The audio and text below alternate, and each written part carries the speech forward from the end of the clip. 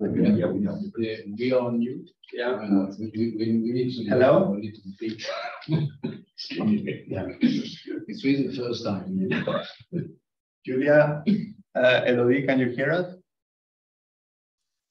Yes, good morning, everybody. We couldn't hear you a few seconds ago, but now it's fine. Okay, that's good to know. Good morning, everybody. Julia? Okay, I think we can start with the presentation. Okay. So, I mean, first of all, thanks a lot for coming and joining us today in a very timely moment, maybe more timely than would be expected when we were planning this session. And yeah, what we will do basically is to take a stock of the different files that shape the hydrogen and regulatory and policy landscape. And actually, I was like, when I was doing the presentation, I was never ending because in the last weeks, there was always something new added. Right? And I remember the council on the gas package and the upgrade and so my presentation is a bit longer than expected. I will try to go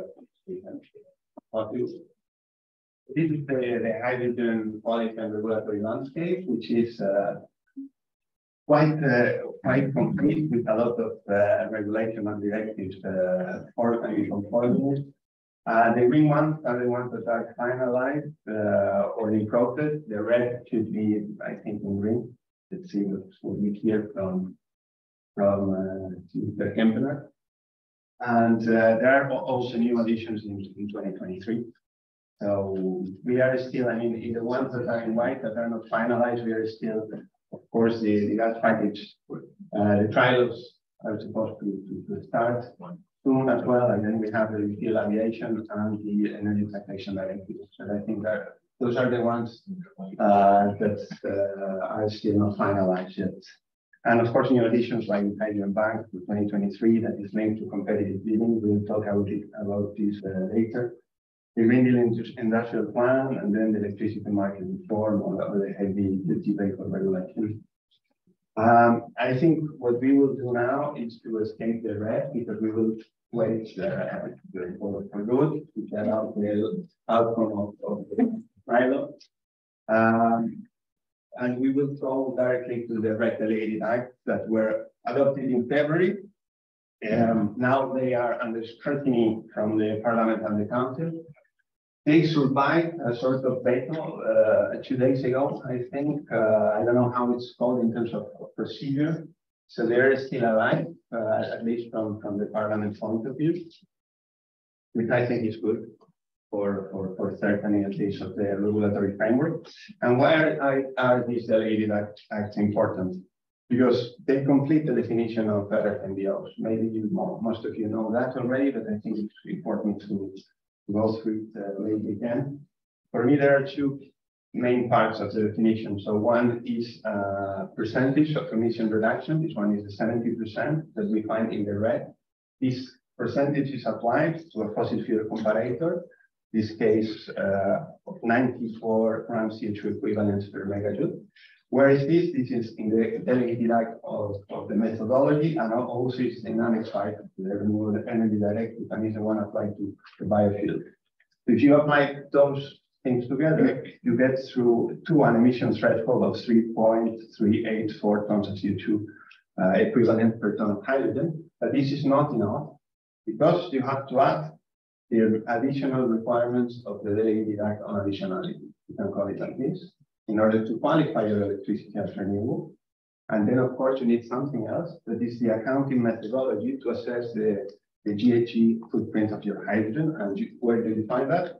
In the second delegated act, this delegated act for methodology.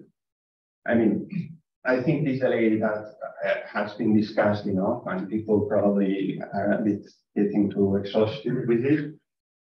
Maybe my impression was that it was better perceived than the previous version, and I think there's more support to the adopted version compared to the last one. Maybe we can stop in a couple of, maybe you can give us your opinion later, but we can stop into issues that are new in comparison with the previous one. So in terms of additionality, that is the additional capacity that should be the additional renewable capacity that should be added to produce hydrogen. This applies now or starts applying as a general rule in 2028. So the transition period has been enlarged. An installation coming into operation before 2028 are exempted from this until 2028. And then maybe then you know that in order to produce hydrogens from electrolyzers and to comply with the various types, you have two ways, where through a direct connection from the rest of the electrolyzer or connecting your electrolyzer to the grid. I think we don't have to go through all of them, but I think the second provision is interesting, and I saw some articles in the press that probably led to a misunderstanding of this provision. Because it says that when a building zone is below an emission intensity of 64.8 grams of CO2 per kilowatt hours, what I understood that actually two countries comply with this region is that no matter what electricity you will pull there, it will be accounted as LFNO, but it's not what it says. Because actually, there you need as well a PPA, and you need to comply as well with the temporal and the geographic for the license. So you are just exempted from additionality. You don't have to add additional capacity, but you have to have a PPA with an existing RES facility. So this is just to acknowledge that these countries are decarbonizing enough in order not to add additional capacity. But this doesn't mean that you can count whatever low carbon electricity as renewable. So just to clarify this point. Then the temporal correlation, it will be monthly until 2030, and then hourly onwards, basically. Second delegated act, I will refrain to say many things about this because for me it's too complex and I will probably leave it now. Sorry for this. But I think there is one thing that is really important, which is that electricity qualified as fully renewable according to the previous delegated act will be attributed zero greenhouse gas emission. Right? Okay. So we go a bit quick through this, and we go to the Hydrogen and Gas Directive, and we will have the pleasure of having Mr. Geyer here, who is the reporter of the directive. The Council adopted the general approach on the 28th of March, and maybe in this long table we can focus on some of the difference between the Council position and the Commission. So, in my understanding, this Article 8, which was sort of his report to low carbon hydrogen in a way that it would make it count towards the RFMBO targets, and also providing some demand side incentives for low carbon hydrogen, I think was not part of the final compromise of the Council, so this was taken out.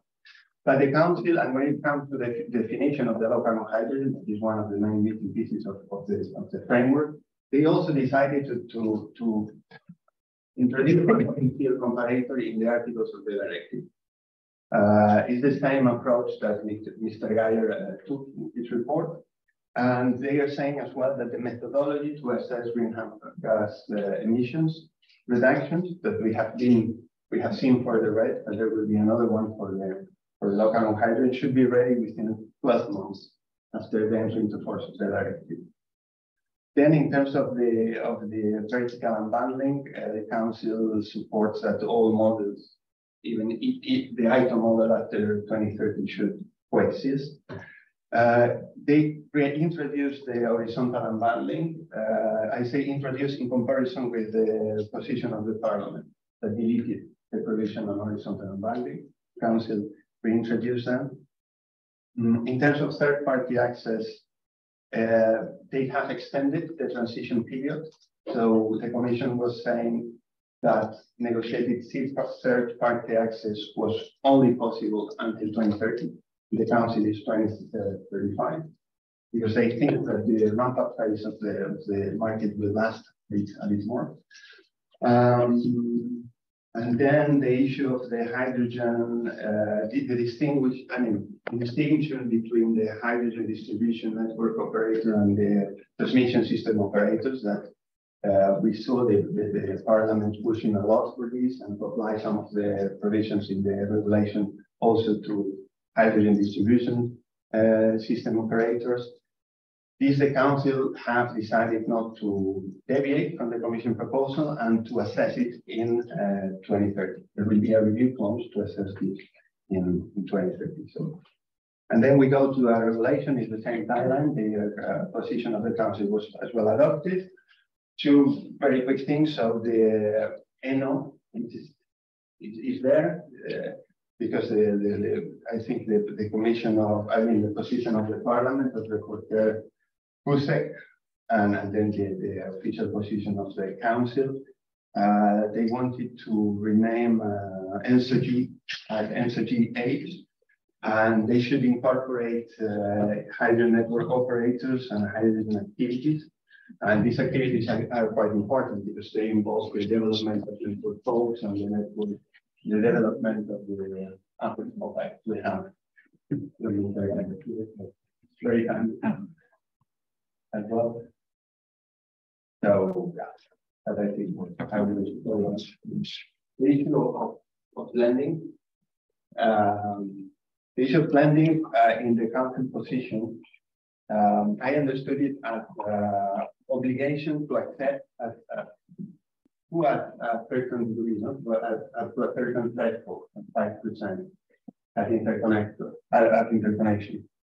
It was like a EU-wide limit of 5%. What I understood from the competing is that first of all, they have lowered this to 2%, and I don't think it's an obligation anymore. Maybe I didn't understand this right, but I think the member states should do their best effort to assess blends of 2%. That they are not obliged to do that. So that's what my take on this. And then, welcome. Thank you.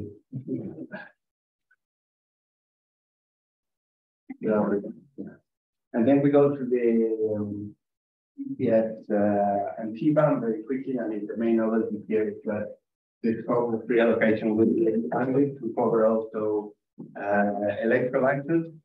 Benchmark will be revised in 2026 with data from average data from 2021 and 2022. How? That's one of the main uncertainties. How they will decouple the benchmark from refineries and will make one benchmark for hydrogen. This is still to be seen. And then the CBAM, hydrogen in the end was included in the scope of CBAM, but without the indirect emissions, because indirect emissions are part of Annex 1A. So basically, those sectors that receive indirect cost compensation, they will be excluded from the scope of indirect emissions in CBAM. And then CBAM will progressively replace the pre-allowances for all hydrogen production pathways. Yeah. Then two important regulations. Maybe the most relevant one is the field maritime that intends to decrease the intensity, the GHG intensity of fuels from now to 2050. The political agreement was reached on the 23rd of March, so last week. It's very recent. And I think this is one of the few pieces of legislation where we see support for, on the demand side, also for low carbon hydrogen, because it takes a technology neutral approach by setting maximum limits on the yearly GHG emissions, intensity of fuels used by this sector, and starting with 2% in 2025, and it will go until 2050 with 80%. So here, low carbon hydrogen could qualify towards these targets in an indirect way. And it's as well true that special incentives have been given as well for the uptake of birds and VOC. Then the refuel EU aviation, this regulation is still under trilogues, if I'm not wrong. And here, one of the main battles is that the Council included a definition for synthetic low carbon fuels, while the Commission only defined sustainable aviation fuels as basically advanced biofuels plus synthetic fuels or renewable hydrogen, but the council wants to make low carbon hydrogen or low carbon fuel also count towards the sustainable aviation fuel targets. So this is another possibility for low carbon hydrogen to be accounted toward demand side mandates or targets. Then the AFRY regulation, also a very recent agreement, I think 3 days ago. So basically, so the AFRY is a key piece of legislation for the uptake of the hydrogen in the road transport sector. And then some highlights on the agreement. There should be a hydrogen refuel station deployed every 200 kilometers along the TNT port network by the end of 2030. So it's a little bit less ambitious than the Commission, because the Commission was referring to the TNT core and extensive network, and also the distance is a bit that the Commission proposed 150 kilometers. And this station should have a supply capacity of 1 ton of hydrogen, basically. Okay, and then we will not stop here because we will try to finish as soon as possible. But maybe a few words on the hydrogen bank. So the hydrogen bank will have 2 legs. One will be the domestic leg that will be sort of managed by the Klima, and then they will have an import leg that is managed by Vienna. So the domestic leg of the hydrogen bank will work on what they have called on competitive bidding on auctions that will be linked to the innovation fund. What they will do is to give in the end a fixed premium per kilogram of hydrogen produced for a maximum of 10 years. So it will be a premium for 10 years. And the average allocated, the allocated budget for this is 800 euros. I think the first auction will take place in April. And then the import side is a bit more uncertain. So the ENR is working about how to incentivize imports. And they are maybe willing to replicate the green premium system to imports as well. We have as well the Critical Raw Material Act and the Net Zero Industrial Act. They will support somehow the uptake of hydrogen and the uptake of the hydrogen market. In the Critical Raw Material Act, by selecting certain metals or elements like nickel, copper, that are key for the electrolyzers and fuel cells. And the next Industry Act selects electrolyzers and fuel cells as a strategic technologies that will benefit from incentives and so on. And then one of the last ones, the electricity market reform. I think here was interesting to see how CCSPs, CCSP public support from member states for nuclear and also for new renewable generation should be granted to these CCSPs that will be subsidized. So if the strike price is above the reference price, maybe the money will flow to the companies or vice versa. It can flow back to the state, and the state will have to redistribute it among consumers, industry, and so on. So you will be able to combine this public support that will provide you long-term predictability and secure revenues to producers with PPAs, that is a bilateral agreement between a supplier and a consumer during a certain period of time. So I think it's good for both sides. And I just wanted to highlight this from the electricity market reform, that I know is much more than this, but for hydrogen, this was particularly important. And then this is the last slide, what we were planning this workshop. We wanted to present a demand side view of, in the end, how much hydrogen will be consumed, because I think it's relevant not to forget that in the end, hydrogen will be for the consumer. But there are consumers that they don't have any other choice to decarbonize than hydrogen. So we have seen the ambition of the REPowerEU is 20 million tons. It's an aspirational target. It's not binding target, but it's an aspiration. Then the ambition of the strategy, 10 million tons of renewable hydrogen. But in the end, how much hydrogen will the industry need, right? And it's quite difficult to get an accurate forecast of the amount of hydrogen that will be needed. We tried, we will still work on that, but the closure that we found is data from Hydrogen Europe that they take together announced projects planning to use clean hydrogen, so renewable and low carbon, in the EU, plus UK, plus the East region, and are restricted to announce plans that specifically intend to apply production industrial processes or that they have already an off-taker. They have signed an off-take agreement. And we don't get more, so this is for industry, right? And we don't get more than 6.5 million tons here, considering a lot of sectors like steel, ammonia, refining, methanol, synthetic fuels, and others. This is just clean hydrogen, but around 6 million tons. And we asked Eurofair for data as well about what the numbers would be for the steel, because we have seen different numbers for steel. And they are even a bit lower, so 2.12 million tons of, in this case, renewable hydrogen. So we're deviating, I think, a lot from the 20 million tons somehow. And then we work closely with CEFIC and with the chemical sector that provide us valuable data of a model that they are working on. That is the model EC 2050. That is the table in green. So if you take into account the hydrogen consumption, we use a feedstock plant, the hydrogen consumption that we will use to produce heat. In two of the scenarios, you will get around 1 million tons, excluding, in this case, fertilizers, right? So very far from the 20 million tons anyway of the power. And the data provided by CEFIC, they don't represent a position, or it's just a model that they are working on, and they were kind enough to share with us. And this is linked with the final slide, that is the questions that we have for discussion today.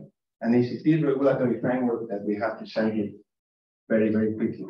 Is ready to address the different growth pathways, and is really ready to adapt to be flexible, in other words, because there are a lot of uncertainties there. If bottlenecks of hindering aspects that were identified in previous workshops, reports that we have to use as well, like the definition, for instance, or low carbon hydrogen benchmarks in the ETS, hydrogen inclusion in fuel method, if they have been solved, and they have been solved in a positive way. And what is coming next? What you like, what you don't like, what would you like to see improved? And if there is room for improvement, or is too late. So that's all from my side. Thank you a lot. I hope it was not too long. Thank you, Antonio. Let's, Mr. Kempener is still, I think, is on the way here. Long night. Thank you very much for joining us here today. I will say the timing is fortunate today for you, and sometimes the God smile on you, sometimes they don't. Well, this time you seem to have done in terms of timing. Appreciate very much you being here. So you have the floor. Yeah, thank you very much. Thanks for the invitation. I have to apologize that we came a little bit too late, but something somehow, somewhere, the city seems to be blocked, so everything around our treatment was totally closed.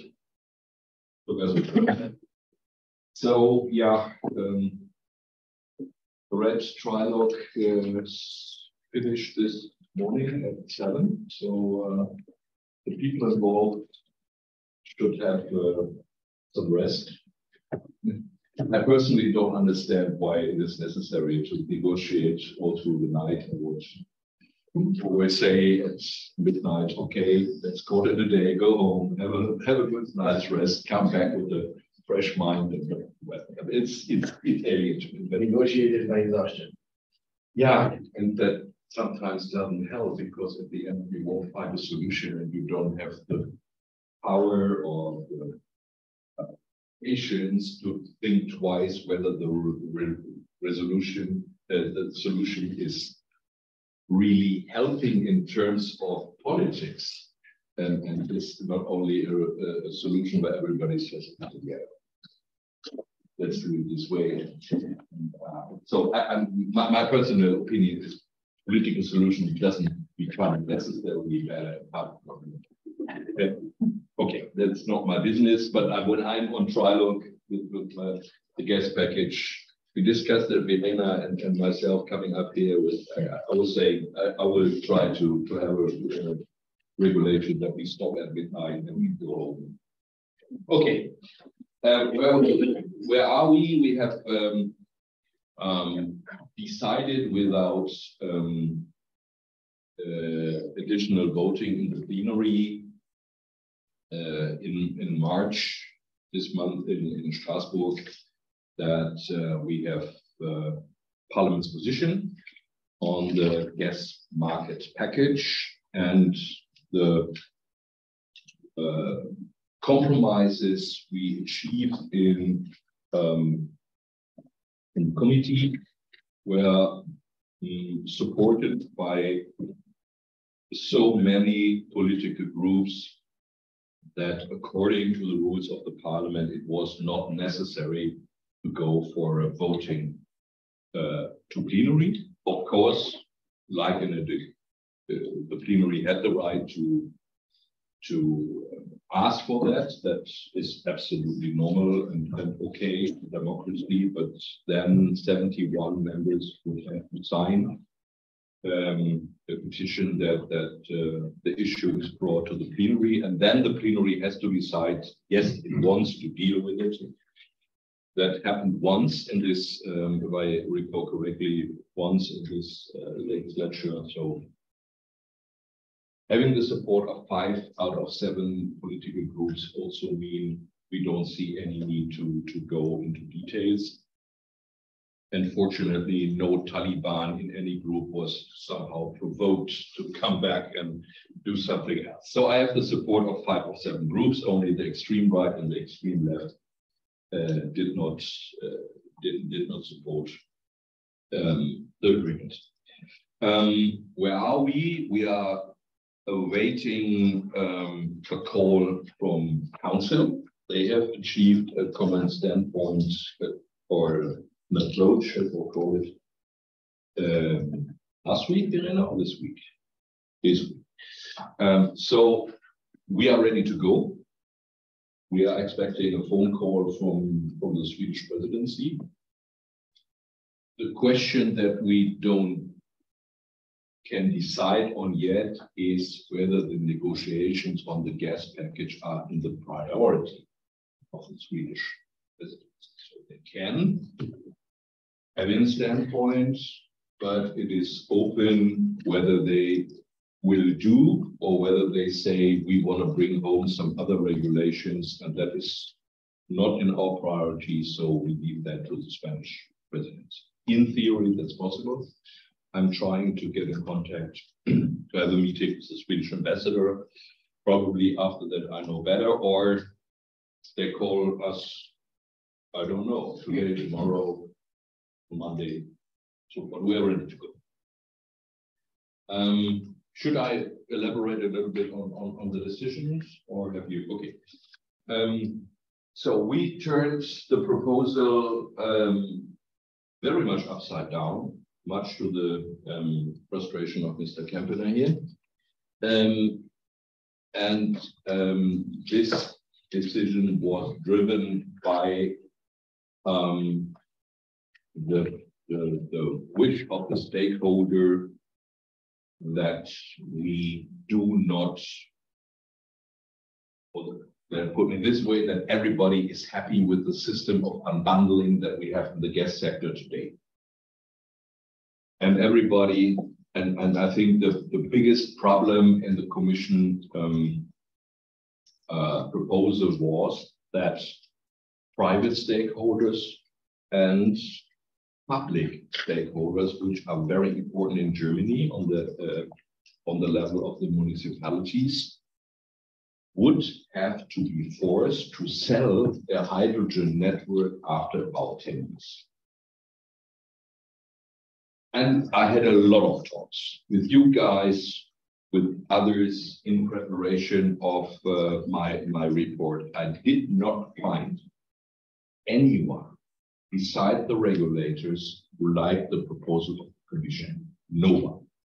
The public stakeholders not, the private stakeholders not, no one. And I was testing the arguments, and I was saying, and the regulators told me, we don't understand what is going on with them when they build up a network, a hydrogen network, and they have to sell it after a couple of years, they will get a fair price. And I tested this argument with the stakeholders, and they were only laughing. Mr. Gainer, may I, my apology, technology, we are in the first day of a new technology. Okay. Which is in, technology is what it is. So, Nuclear-driven microphones? we haven't checked yet. But Okay, good, okay, then, oh yeah, that helps. So, and I was testing this argument with the stakeholders, and everybody was laughing, saying, who would give me a fair price when everybody knows I have to sell? And I bought that, and I told you, having this as a very international group, you probably are not aware that the municipalities in Germany and in Austria are heavily involved in own economic activities. So in my, as far as I see, this public economical sector on the level of the municipalities is probably most developed in Germany. That means, on the other hand, if I come home saying to the leaders of the Stadtwerke or the Verband Kommunaler Unternehmen, the Association of Municipalities Enterprises, saying, I just kicked you out of the gas business, I would show my head off. And so then when you see that in the Christian Democratic Party, in the Social Democratic Party, the municipal politicians is the most powerful group, you think better twice before provoking them. So I had good political reasons not to do so, and I had very strong economic reasons not to do so. So I said, let's think twice. And I put it all around, and at the end, we decided to take the regulation we have and get the gas regulation and bring it into the hydrogen package. That has the possibility that any enterprise that wants to transform from natural gas to green gases can do so and keep its investment. And that has also the advantage that every member state can use the regulation or the proposal of unbundling that is already done in this country.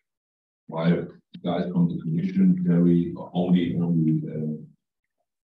proposed the ownership unbundling. So that is, I think, the most important part that has been done. The unbundling rules.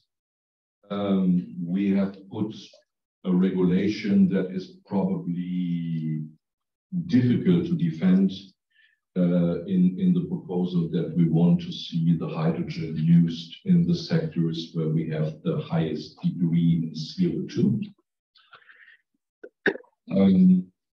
That means the industrial demand that Antonio Fernandez just talked about could be addressed by this. We have proposed a 10-year network development plan for transmission system operators and hydrogen transmission network operators in order to start planning how to distribute and the hydrogen and where the demand geographically is.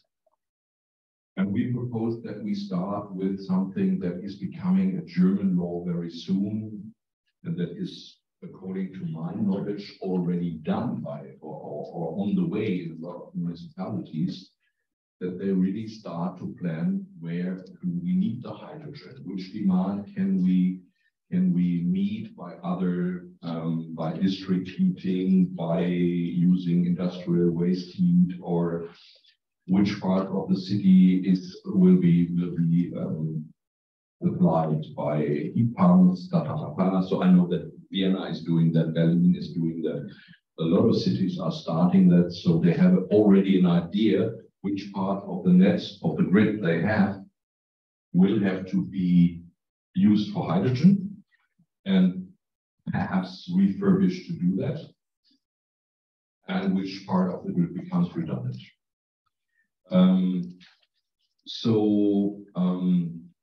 We inserted, of course, some articles to protect vulnerable customers and give a definition on energy poverty.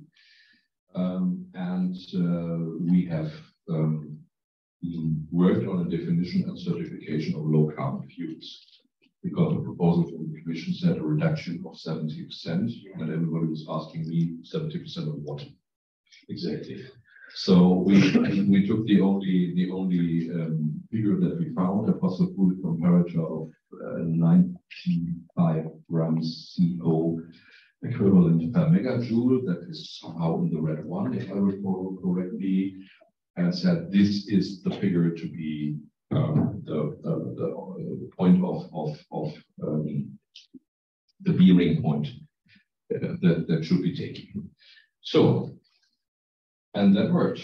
And now I'm looking forward. We had a little bit of a problem with this definition and its political connection to the red, because you will be aware of a big fight in the background of the council. What exactly is a renewable energy?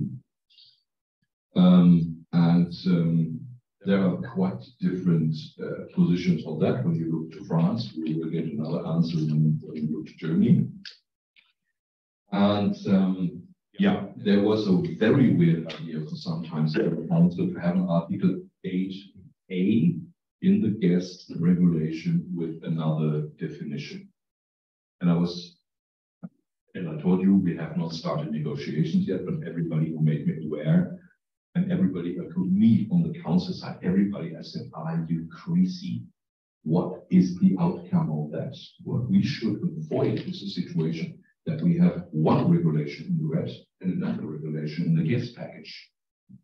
Who will be profiting from that? My nightmare was that we have two different definitions, and everybody who wants to achieve the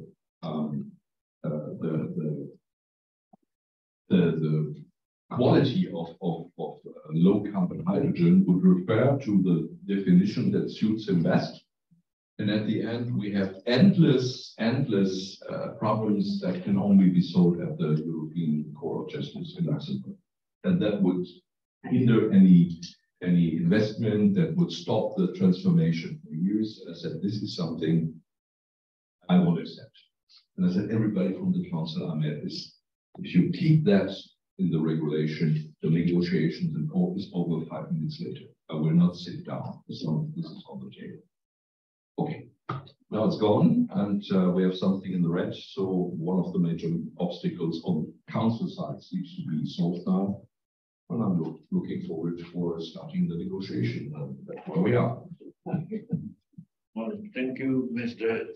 Garrett. We're still waiting for good company, but I think it's an opportunity now to take a few questions with Mr. Garrett, if that's okay with you. Yeah, sure. Sure. So there are people on the screen and there are people in the room.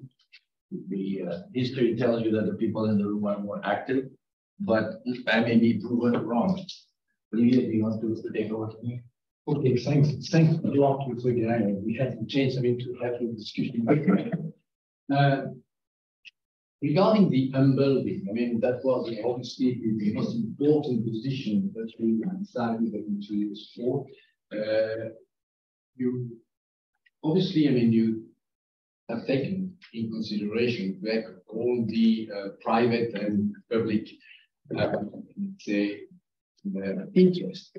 Because I mean, at the end, I mean, it's quite important that there will be investment and there will be interest in that. By the way, municipality is also important in Italy. So, I mean, you're right. I mean, that's the municipality will play a fantastic role in that. The question that I understood was that player which were involved in the natural gas business could be, let's say, part of the game, so could be in not totally neutral. This point was, let's say, supported by the consumer, and they are afraid, I mean, to get, let's say, a new lobby, which will, let's say, make some distortion in the future of these hydrogen networks. What is your answer to that? Because that will part of the discussion.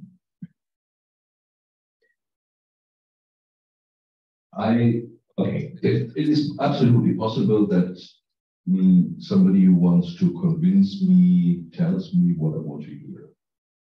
That is a risk you take when you make politics. But I found players in the fields who are ready to transform and are telling me, and it is all over the place, the Stadtwerke, so the municipalities themselves, the ESOs, the TSOs, they understand that the fossil era is over. And either as a business case or as or being convinced that we have to go on it in order to protect the planet. So, but even the most stubborn lobby, like, not dropping names yet. Yeah, I guess. When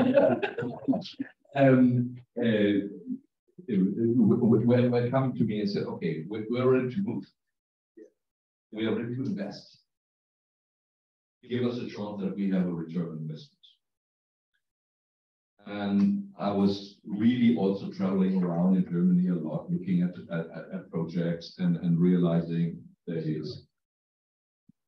Mr. Kempner, were you on the negotiation team tonight? Very brave man.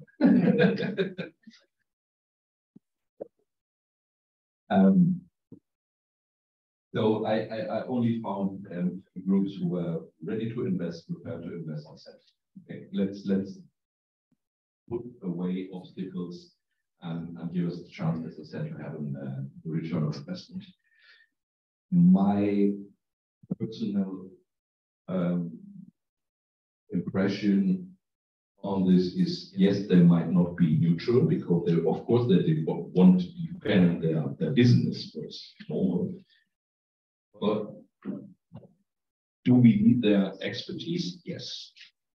Do we have players in the field of gas provision who know what they do, have the best idea how the net works and how to transform the net and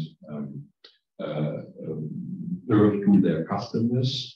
They can be industrial or private. Yes.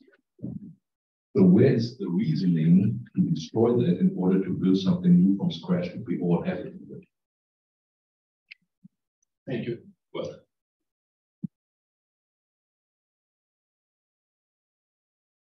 question. Introduce yourself first. Yeah, sorry, Mike Parr with PWR. We're doing the hydrogen project with renewables. We're talking to basically a gas DNO, actually. They see the edge of the cliff coming along, of course. They're very interested in moving to hydrogen to supply for the industrial purposes and things like that. And I'm curious, since the gentleman from NO is here now, I'm trying to understand the rationale why the gas network, the DNO, would commit suicide by converting parts of their network to hydrogen, and then the Commission expected after 10 years they would sell it. So effectively, they would quietly vaporize. And I'm really interested to understand what was the rationale behind that particular bit of magical thinking, because it seems really strange to me. And I tell you, if you spoke to the gas DNO, they would just laugh. They would find it hilarious that that the Commission would expect them to commit suicide. So I'm really interested to hear which bit of market religious fervour drove this particular idea. There we go. I'm giving you a practical example now. You know, really, the DSOs, the gas DNOs I'm speaking to. Yeah, there we are. Over to DG. Why don't we let the research? Are you okay? Can you go right now, or you need a? Absolutely, you know. Before you fall asleep. And I apologize. Thank you for coming. Yeah, for being late. And I'm also sorry that I missed the beginning. So I really would like you to ask me questions, because then I exactly can tell you what you want to know, instead of me telling something which you might have already discussed at the beginning of this meeting. And so let's dive straight into it. And this is a discussion I've heard before. And I'm going to try to do an analogy, and then I hope I'm going to see if this works. So we're not only talking about hydrogen here in Europe, but also healthy eating. So let's assume you have a sweet shop. And the European Union as a whole wants you to become a vegetable shop. To become, you know, very, very healthy.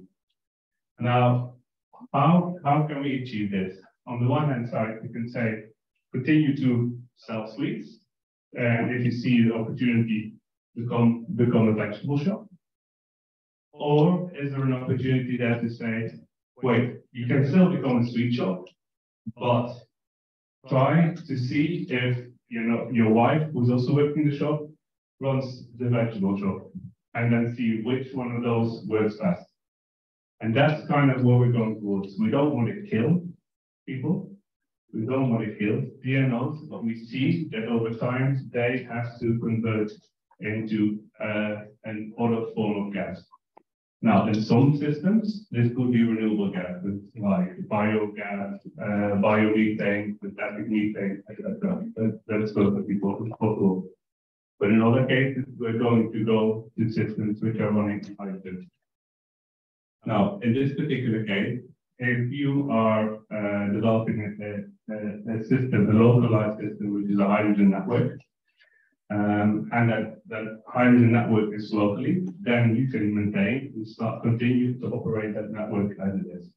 So that's what we have on the system as a hydrogen balance. So you kind of a system which is very localized. You have the producers, you have the consumers. Now, as soon as you start connecting that localized network and you become part of a larger system, in that particular case, the role we see is going to change. You still have, you're an operator of an hydrogen network, but we see that you then have to become independent. So you run your hydrogen network, and then that hydrogen network needs to be accessible and open to whoever connects hydrogen to that system or wants to get hydrogen from that system. So you're not being killed. Your system, your role is going to become different in the future. And that will happen as soon as you go from a localized network to one which is connected to a global system. That's the idea behind it. Thank you, Ruud. I think that we were waiting with some, let's say, news from the RED negotiation, because I mean we had a presentation, but we skipped the part of RED. Waiting for Ruud to have the last news regarding your negotiation. So if you could tell us some, let's say, part of this negotiation, if it's possible, I mean, at least to make the flavor of what was, let's say, agreed. Yes. Now, the title is State of Play of a Regulatory Framework. And we've always said that central part of this regulatory framework are targets for the demand of renewable hydrogen. Now, since this morning, we have those. We have targets for industry, renewable hydrogen targets for industry, and there I have to congratulate the European Parliament. We also have obligatory targets for renewable hydrogen in the transport sector. This was really kind of the discussion in the transport sector very hesitant, but the European Parliament there really made a big stand and put this on the table as one of the core once that they wanted to have a renewable energy directive. Now, of course, the numbers are all still provisionary, but what we have now in the transport sector is, on the one hand side, a combined target for renewable hydrogen and advanced biofuels, which is at 5.5%. So here, member states in itself have the choice whether they support, renewable hydrogen or hydrogen-derived fuels or advanced biofuels. Biogas is also included in that particular transport sector. But within that 5.5%, there will be an obligation for renewable hydrogen in transport, which is at 1%. Now, 1% doesn't sound a lot, but let's not forget that today in the European energy system, only 2% of our total energy consumption is hydrogen.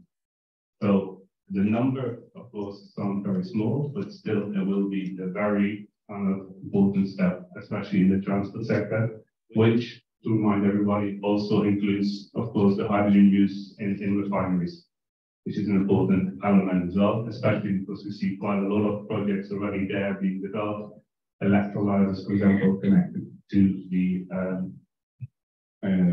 refineries. I think as important or equally important, especially in the Renewable Energy Directive, is that we have an overall target, which is at 42.5%. Topped up with the indicative target for another 2.5% to get to the 45%, but the obligation there is 42.5%.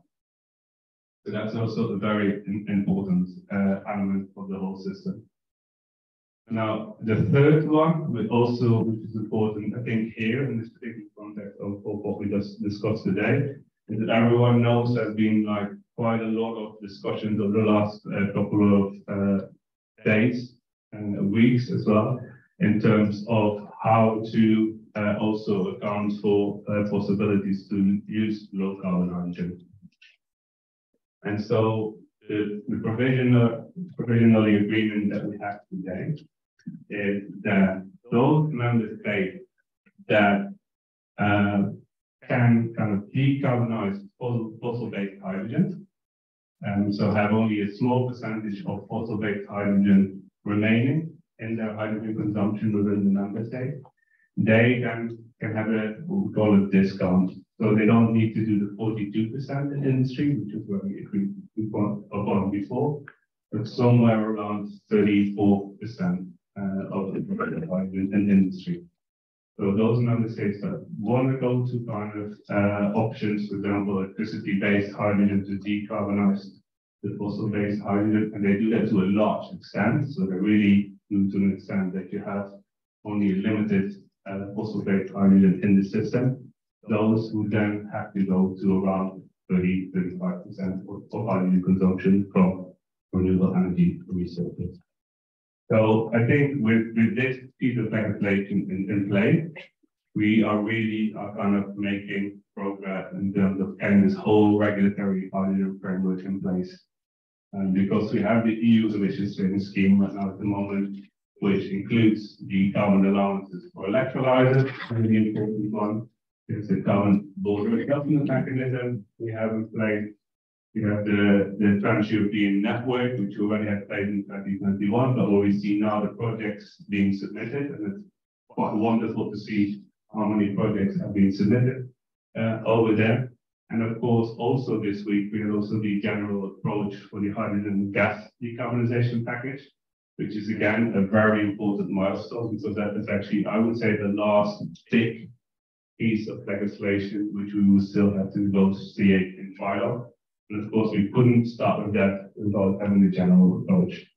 So from that perspective, of course, we have to talk about the Hydrogen Delegated Act, of course, as well, which is now on the table and has, I would say, I at least have more and more confidence that we're going to have that as well.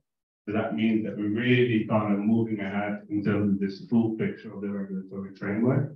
And actually, I can't wait for the next couple of months. Like, if we really can get this hydrogen and gas decarbonization package in place, then I think anyone who works in hydrogen has to congratulate themselves, because thinking about and putting a framework in place which we started discussions in kind of mid-2020 to now. It sometimes feels like a long time. People saying, okay, you know, we're waiting for all of this legislation, we need certainty. But stepping back and thinking that we are creating here a whole new kind of regulatory framework and a stable one for the next 10 years and beyond, I think is something to be very, very proud of.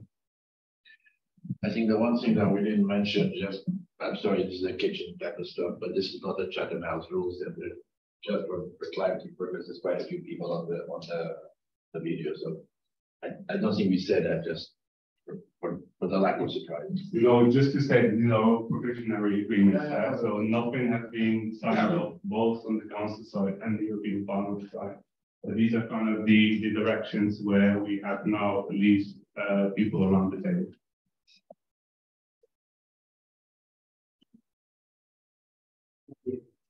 Thanks a lot, Ruben.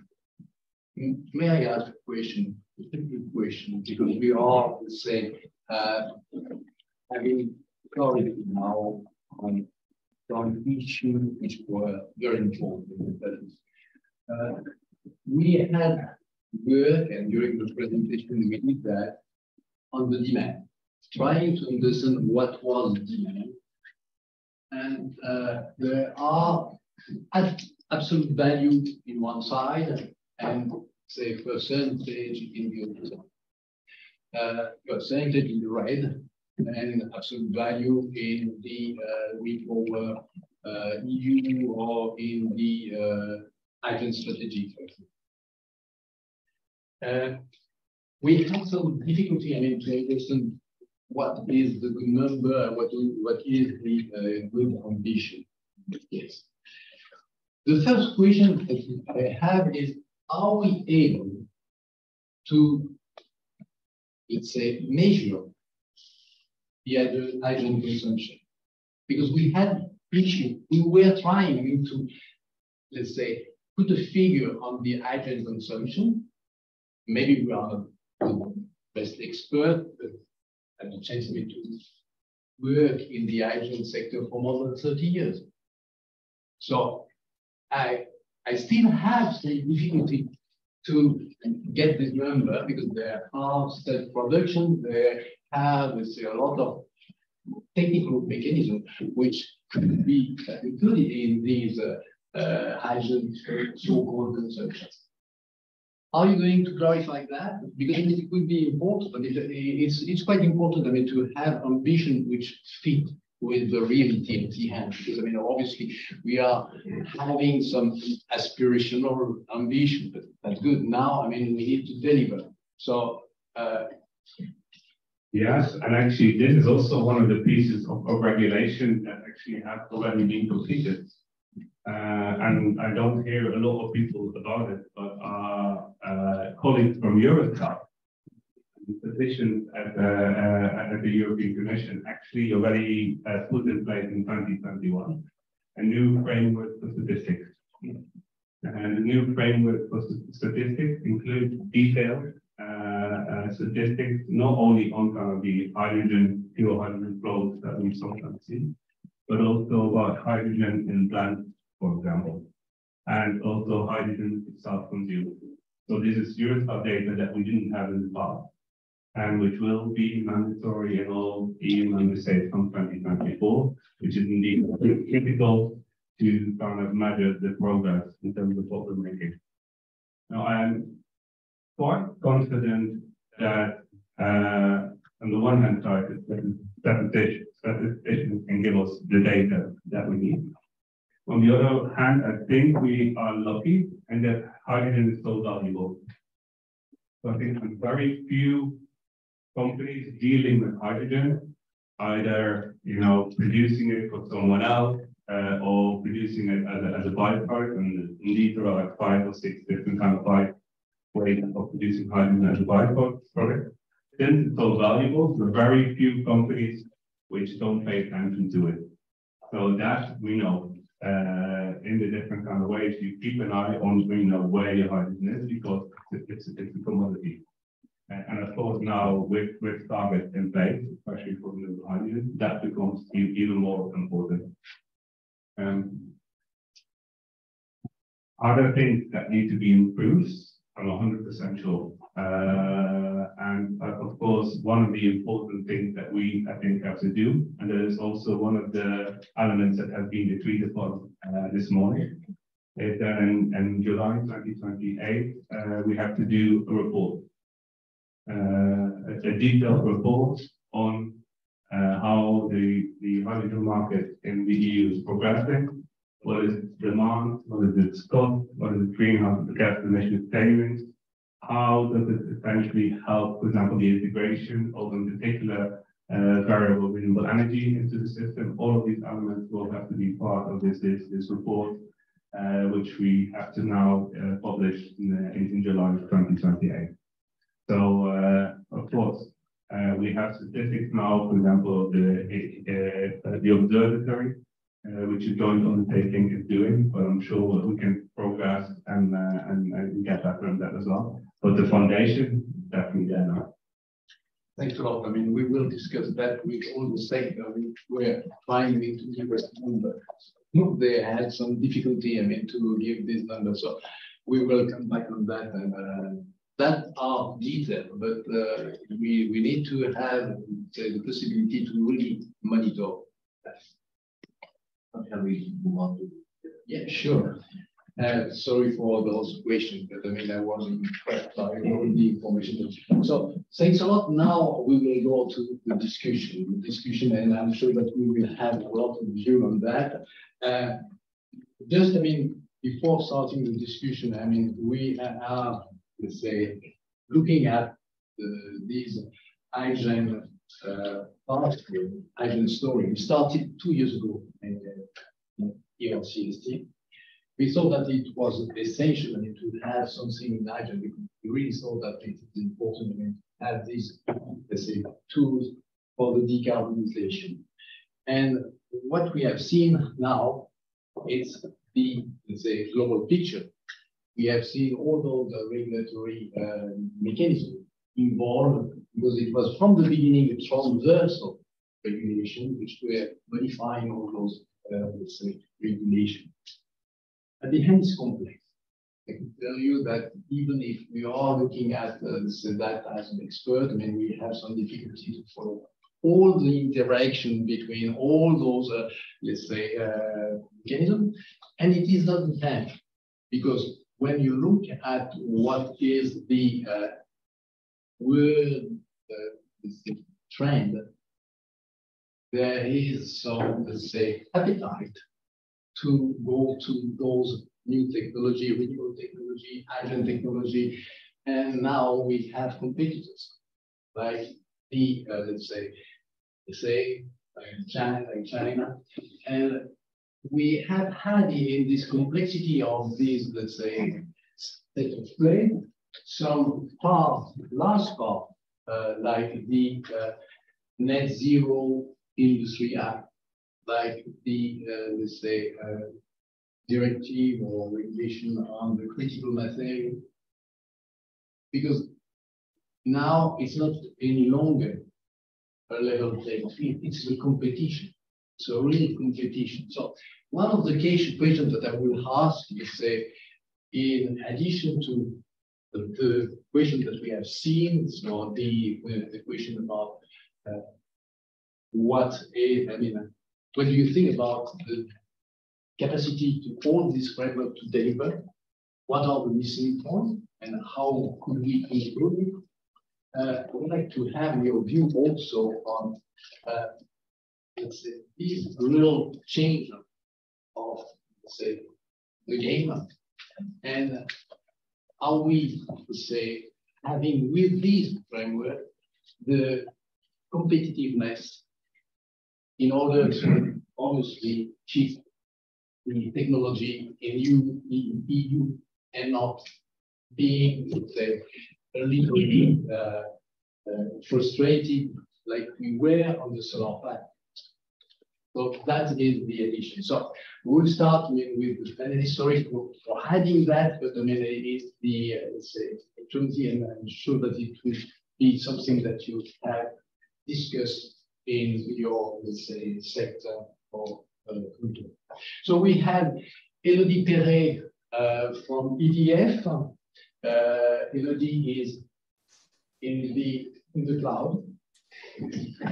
Hi, Elodie. We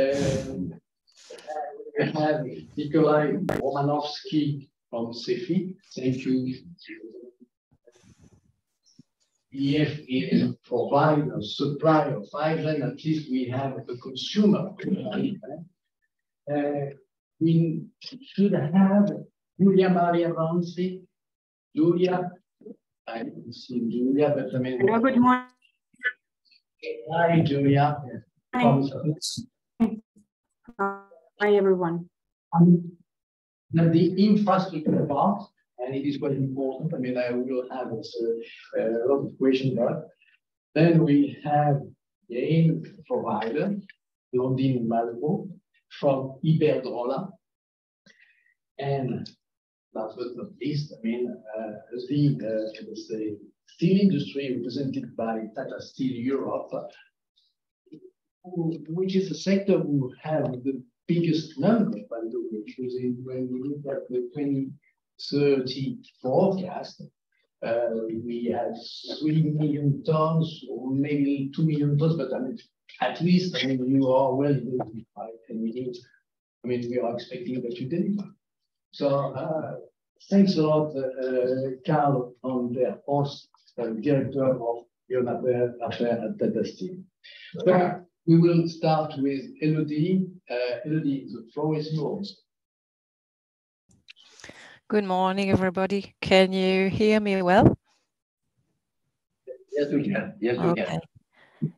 Great. I would like to thank the ERCST for the invitation to this event. Would also like to thank Mr. Geyer and Mr. Kempener for their explanations. Thank you, Antonio, for this broad picture of the hydrogen regulatory framework, which gives a hint of the multiplicity of rules, but we now have a much clearer view. So regarding the level of targets, which is a very, very important part to create the market, as Mr. Kempener mentioned, and this is a central part because we will need, as hydrogen producer, we will need off-takers for the production of hydrogen. So Repower EU has set very ambitious targets for the development of renewable source of production of energy, and a very ambitious target for the development of renewable hydrogen. The sole objective of 10 million tons of hydrogen produced in 7 years locally in Europe is enormous, requiring 550 terawatt hours of electricity, either from new power plants or diverted from decarbonization of power mixes. So those targets will not totally be translated into binding target in industry or transport, because we know that the level of the final targets will be below that level, and discussions were still ongoing until very early this morning. But there will be targets in RED III and in maritime and aviation regulation, and this is very important. And for some stakeholder, and this has been reflected in the council, those targets is considered as very, very difficult to achieve in 7 years. And for some other stakeholders, they will be not ambitious enough. But we all know that we will need all solutions to decarbonize the power system and the industry and transport system. And for that, we will need massive quantities of electricity and massive quantities of clean hydrogen, be it renewable or low carbon hydrogen. So we have heard industrial stakeholders, especially here in ERCST events, the chemical industry or steel industry, saying that it will be extremely hard to achieve those targets, especially if we only rely on renewable hydrogen. And the same is true for the transport sector, because there is a very important potential for synthetic fuels for the transport sector, especially in the maritime sector, whose expected rhythm of growth will be very high in the coming decades. And synthetic fuels is one of the solutions that need to be incentivized. So it's good that the trilogue that was finalized last week for the maritime regulation includes contribution of low carbon synthetic fuels and RFNBOs, because the potential there is very high. And it's also really good that low carbon synthetic fuels can be included in the aviation regulation final deal. But this is absolutely crucial to have those targets, because hydrogen and synthetic fuels will need off-takers who are ready to buy those fuels, which will remain a bit expensive for the next decade for many reasons linked to the development of the technology, but also to the scarcity of electricity, both low carbon or renewable. So we need to create that incentive, and this is very important that we have this target. So the bottleneck regarding those targets is the use of hydrogen in the industry sector. And this has been dealt with in the red until very recently. And we know that this topic has been really divisive in the political debate, the whole France and Germany and Spain drama over the last days. So there must be some flexibility left to states which intend to develop low carbon hydrogen to do so. And I think that we'll have to analyze in depth the words of the deal, but I think that it leaves some flexibility for those states who want to incentivize low carbon hydrogen, and on the other hand, it does not prevent other states to develop only renewable hydrogen if they wish to do so. So it is an important point I'd like to mention is that the definition of low carbon hydrogen is quite good, and it's important that we have the same target of reduction of greenhouse gases emissions and the same fossil fuel comparator. So the deal that was well, the definition that was adopted both by the Council and the Parliament on the gas directive is very important, and it's important that it is coherent with the definition of RFNBO, the same fossil fuel comparators and the same target of 70%, whatever the use of hydrogen. There has been some attempts to differentiate between the uses of hydrogen between industry and transport, but it's important that it's a full life cycle emission analysis, and it's the same fossil fuel comparators. Why? It's because in many cases, producers of hydrogen will have both batches of hydrogen, low carbon hydrogen and RFNBO. This is especially the case in France, and they will not be separately. They will not be physically separated and sold in different batches and go to different customers. So this definition goes in the right direction, and we believe it should be adopted in trilogue with a revision in 2030. The last point I'd like to mention is the delegated acts, and they both constitute a very important step on the road towards a full, comprehensive and consistent regulatory framework for hydrogen in Europe, because we believe that they strike a good balance between the need to kickstart the development of hydrogen production, and it also strike a good balance on the attention that has to be paid to the general level of greenhouse gases emissions. So it's very important, and it's great that it has not been rejected in the E3 committee on Monday. So we are now waiting for the discussion in the ENVI committee. Maybe the last point on the delegated acts is that this version, I would like to pinpoint the fact that it recognizes that electricity produced from nuclear power plants is low carbon, with the derogation to the requirement of additionality for countries which have already low carbon electricity. and this is important, and this goes hand in hand with the other delegated acts saying that we can use the data from the bidding zone and not only of countries. So this is a very important point that I also wanted to mention. So we have positive signals, but this is important to go a bit further in terms of targets of low carbon hydrogen, and we will see how it will be translated into national law. So the question was mainly on regulatory framework, but it has been already mentioned before. We will need, of course, the other part, which is the support to those projects by state aids and other incentives. Thank you for your attention. Thank you a lot. So we take your point. I mean, we need to have low carbon hydrogen target to beat the framework. But let's say globally, I mean, you are be satisfied by these new legislation on the right, and we can do the right. You are the supplier now. The consumer. Nikolai, what is your view about this framework? And is this framework really give you the possibility to move from the gray hydrogen to the, let's say, green hydrogen, but let's say also with a competitive product? Yeah, I think that's a very good question. Are we on here?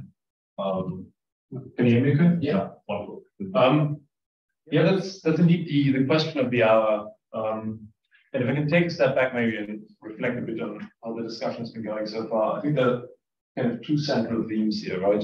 One of which was outlined by Antonio at the beginning. It's kind of projection of that, where exactly do we see demand going? What are the sectors? What are the volumes? And then on the other side are the political decisions to be made today around the regulatory framework, which Ruth sacrificed his night sleep for this morning. And I want to see maybe if we can bridge the two topics. But before we do that, let me maybe say a couple of words of where we're coming from in the chemical sector, because I think what I'll say afterwards will make a lot more sense.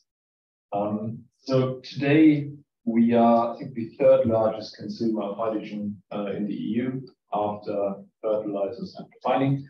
That means we consume around 1 million tons of hydrogen today, both for feedstock applications as well as for heat. There are some specificities in our sector which I think are often overlooked. One of them being that for that feedstock consumption, we burn very, very pure streams of hydrogen, which is why, unfortunately, he's left already. But I'd like to express my gratitude to, I think, the European Parliament as well as the European Council, who have recognized that need for taking into account the quality requirements of different end users in their respective approach to the gas package. The other element that is often overlooked is that we're not just a big consumer of hydrogen, we're also a producer of hydrogen. Although hydrogen that we produce often comes in the forms of byproducts. It means we produce something else. For instance, we crack naphtha, and as part of that, we have a byproduct stream of hydrogen. Now, why does that matter? Well, it matters because these types of production and consumption patterns kind of impose on us certain constraints when we look towards how much can we actually scale up our hydrogen consumption and what nature is that hydrogen? Will it stay fossil or will it be renewable? So because of these byproduct streams are essentially closed loop systems, hydrogen that we produce anyways, we can't really get rid of it other than by using it immediately in the existing installation. It'd be very inefficient to not utilize that hydrogen. So that's a hydrogen stream that's essentially a closed loop. It's difficult to replace with other types of hydrogen, such as renewable hydrogen, and it's very difficult to consume more of it because it's closed loop. Now, what does that mean? Or why am I saying that? Well, I'm saying that because that means that a certain share of our hydrogen consumption will remain pretty stable also into the future.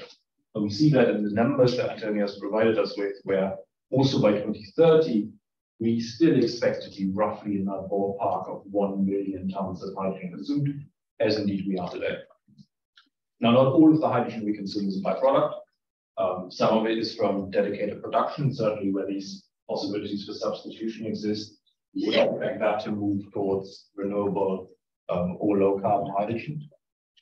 But I think irrespective of whether we speak of consuming additional hydrogen or substituting fossil for renewable, the central point is that either will require significant investments. What we hear from the investor community, at least so far, is okay, we need certainty to make our final investment decision. I think last time I spoke here, we had Daria on from the Hydrogen Council, and she told us that 95% of hydrogen projects in the EU await final investment decision. Perhaps related to the fact that up until now, we didn't really have that regulatory certainty.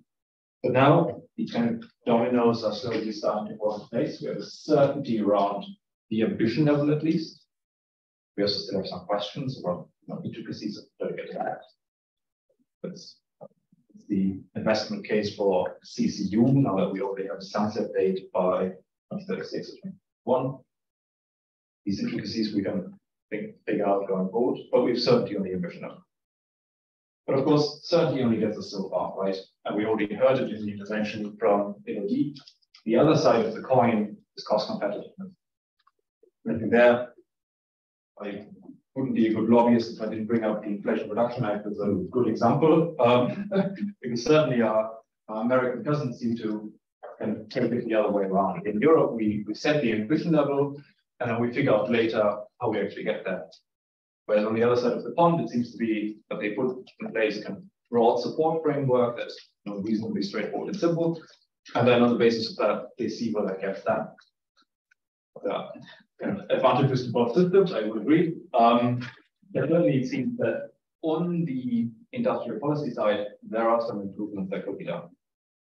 And I think some elements go in the right direction. The Hydrogen Bank is an excellent example. I think the work that's going on surrounding the Innovation Fund is another. But there are also individual files which I think fall short of the ambition that the EU set itself.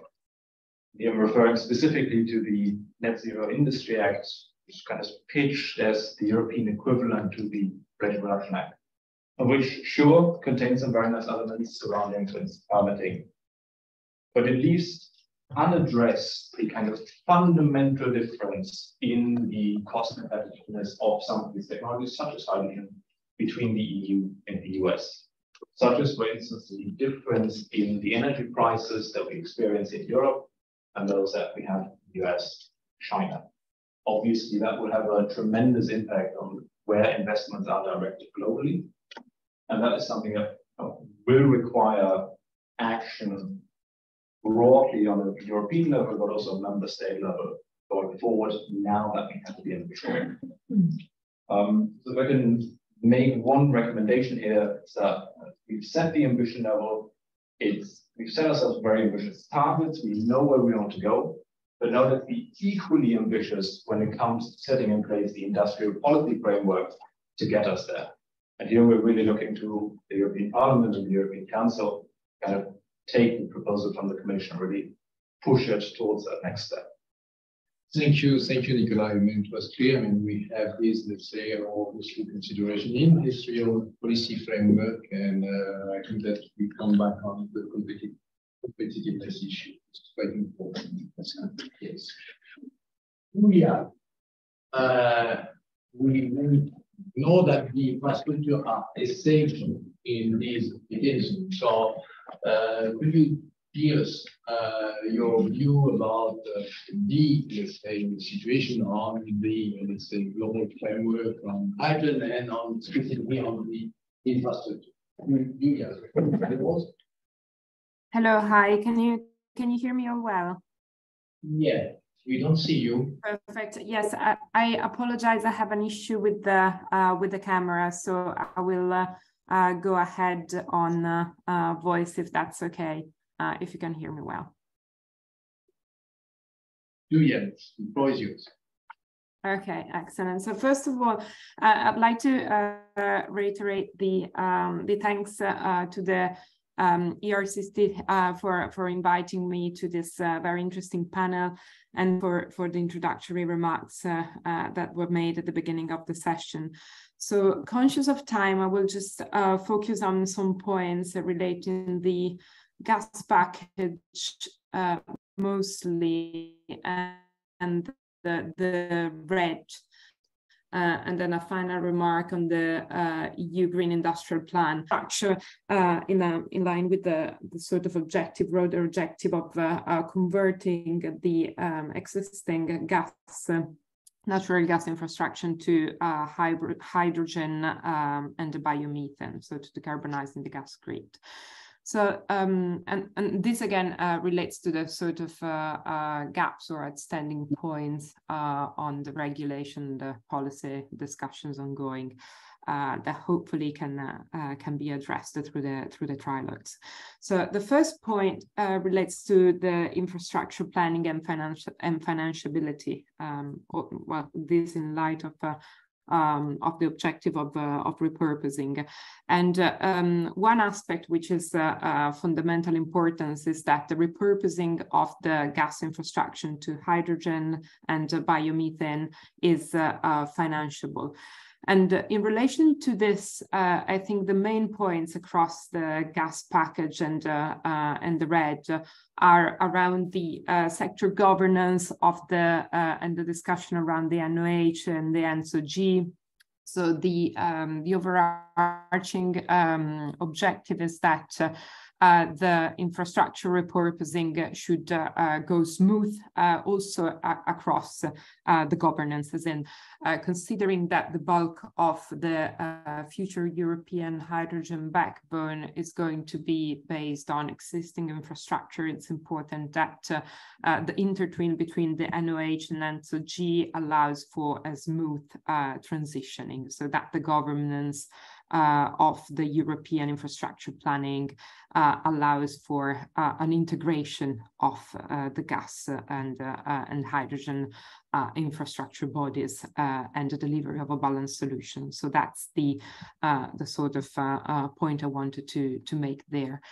The other point on financiability relates to the discussion on cross-subsidies and state guarantees. It is probably going to be a balance of cross-subsidies, of course, allowed under regulatory supervision of NRAs and guarantees. But again, it's important that there is enough flexibility, potentially also beyond 2030, again, to strike the right balance that allows financiability of infrastructure. So that's the overarching objective.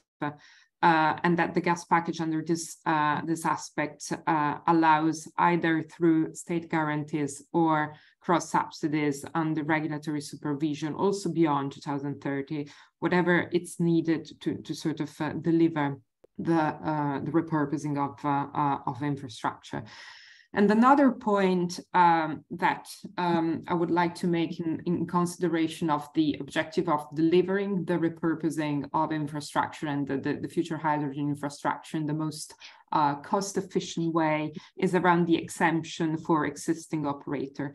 There is a point around allowing exemptions to existing operator until the market reaches a certain level of maturity, but also needs to be reconciled with the risk of developing an efficient infrastructure, which isn't functional to the delivery of the most cost-efficient infrastructure set up going forward. So in terms of defining the deadlines 2030 vis-a-vis 2035, 36, we need to be aware of the risk of promoting inefficient infrastructure development across the board. So there needs to be a sort of a convergence objective that is towards regulated cost-efficient infrastructure that is assessed by national regulatory authorities. The other point I wanted to make is in relation to flexibility. on blending.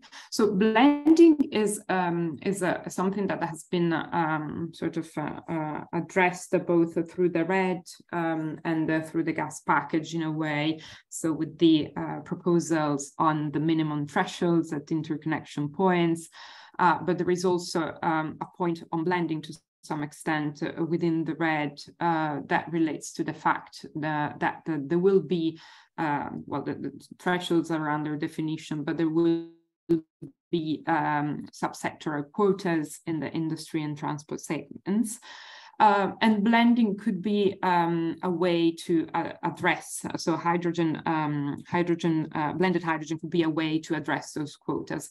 Now, again, here I would like to make remarks on the principles. So these two things together, so the provisions of the gas package and the provisions on the quotas and the compatibility of blending with quotas, which is something that was initially mentioned in the 2020 hydrogen strategy, by the way, with the concept of virtual blending. So the hydrogen strategy was suggesting that the concept of virtual blending together with sectoral quotas could be explored to deliver decarbonization. Again, there should be a certain level of flexibility embedded in the gas package and the RED, so that at member state level, countries that can make the most cost-efficient choice, because clearly the most cost-efficient choice depends on the specificities of the member states, and define their approach to blending depending on, again, whether it makes economic sense or not. The other point I wanted to make, again, quite high level on unbundling, we see positively the latest development on the sort of discussion on the 2030 deadline for the ETO model. So one thing that is important is that it's delivered across Europe in a homogeneous way, and there is a level playing field across all member states, so that everyone can sort of play under the same rules. The very last point, and then I leave the floor to others, is around the targets. So we have seen positively the delivery, which is still under discussion, of the proposal of the delegated acts on additionality for renewable hydrogen. Now we think that to have a sort of full clarity for investors and a strong commitment from a policy point of view towards decarbonizing the gas, the natural gas grids is around targets. So setting targets into legislation that are for biomethane and hydrogen that are aligned with the REPowerEU would prove a very strong signal to investors, and we think it's something that is desirable. Yeah, so these are the main points. The very last one on the EU Green Industrial Plan. There are a number of legislative proposals embedded within, and just one remark on the electricity market reform. So there is a discussion, a very important discussion on the need for flexibility for the electricity sector and how that is going to be addressed in the future, and discussions around developing a methodology at NSOE level.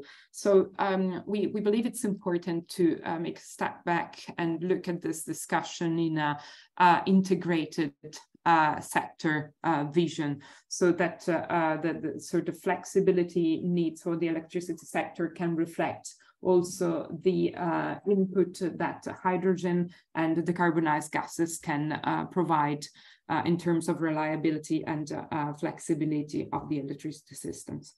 So that's the last point I wanted to make. Thank you very much, all. Thank you, Julian. I will thank you for the word flexibility, because I mean, you asked, obviously, to get this flexibility in order to be more efficient, and I think that is quite important in the, let's say, infrastructure development. So we will take that, and we will obviously start. So now back to the supply. we have all with Blondin Malvo. What is your view on the sunspot? A lot has been said, and thank you for finding. Yeah, I think it's working. So a lot has been said. A lot has been achieved this week. I think this is amazing that all has been not closing yet, but avoiding the delegates that we rejected in E-Trade was a very good thing. And now we need to have it as soon as possible. I think everybody agrees here in this room.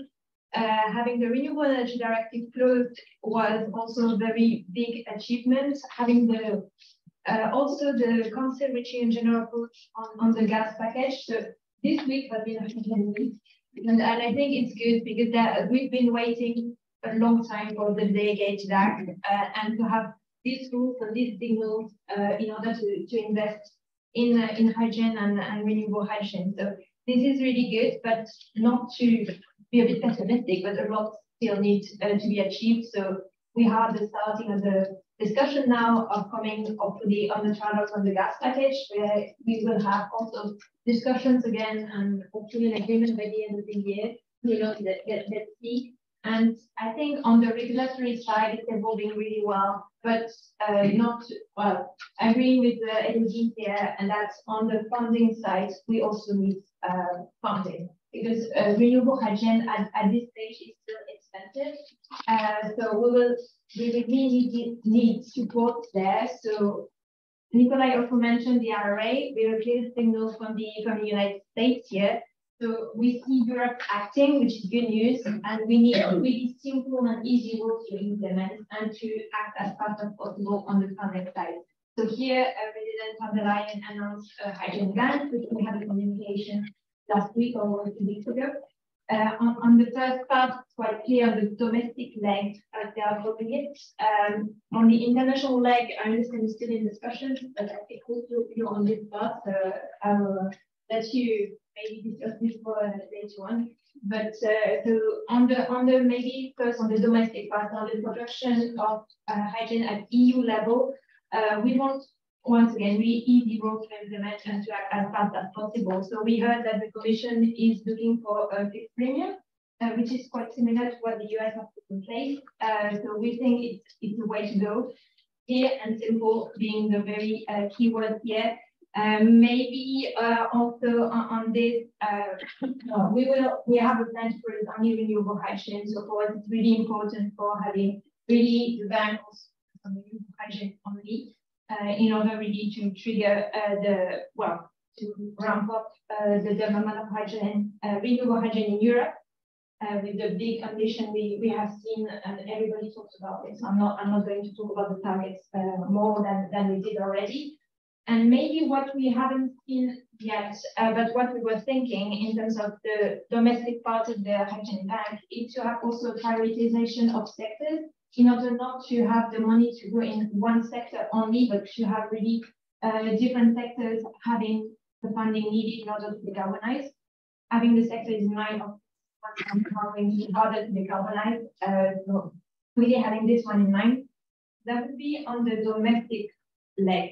Like this, and on the international leg, here maybe the main message we would have is really to try to ensure level playing field between the hydrogen projects developed inside and outside the EU, because we have seen this model being discussed, but as it's still in discussion on the double auctioning mechanism. So having basically the hydrogen bank as a counterpart between the off-taker and the producer. So here you are removing the counterparty risk, which is good, but maybe to think about an equivalent for the domestic part, because the counterparty risk will still be there. So really to try to have a level playing field between the two in order not to have one at the deep end of the other. So I would say that in short, that's with the time as well for questions and so on, that's where I would summarize. Thank you a lot, Nandi. Thank you. And we will obviously, let's say, follow now the lead of the big player a big consumer, expected consumer of hydrogen. So, Carl, the floor is yours. Well, thank you, Olivier, for the introduction. I would actually add potential consumer because it is not completely clear actually going to happen. And I'm not going into all the hydrogen stuff, the targets and so on, because that has been discussed, I think, quite extensively already, and I agree with almost everything that was said, in particular with my neighbor Nikolai. The key word that you used, Olivier, is competitiveness, competition.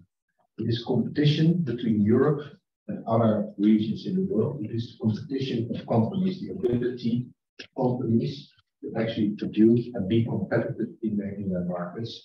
The question is, for Europe, what kind of industry do you want to have? Do we want to keep or do we want to develop? And the focus is quite understandably now on hydrogen. Hydrogen is in a way nothing more than an enabler for other industries. If I look at my industry, the steel industry, we only need, it's very important, but we need hydrogen to reduce iron ore in order to, that is our decarbonization trajectory. And what we need is hydrogen to be sufficiently available, but it also needs to be competitive. The price needs to be. And the third thing is that we need to be able to pass on the cost and the extra cost that we are making to the market. So what is this hydrogen strategy, hydrogen regulatory framework should do is actually make sure that there is sufficient hydrogen and renewable hydrogen. I think that the regulatory framework is good. But the other aspects, cost competitiveness, are not very well developed yet. And the third element, the ability to pass on the extra cost that most likely still is not. If you then make a comparison again to the US, and I know it's a little bit an easy comparison, but it is not physically shared with this too. What the US is doing already for decades is looking after their steel industry. Their industrial policy is aimed at keeping the steel industry. There are already, of course, all kinds of political reasons for that steel industry being swing states and all of that. Fact is that whichever US administration you have, they are looking after their steel industry. They have Buy American provisions. They are maximizing the trade defense instruments, the WTO framework, sometimes, or even often maybe, just ignoring it, just protecting their industry, the steel and aluminum tariffs, Section 232, completely illegal under WTO, still existing. I'm not advocating that the EU should do that. I mean, that's not. I'm not saying that we should violate WTO. But the point is that that important economy, an important country, is actually looking after their steel industry and making sure that the policies work for that.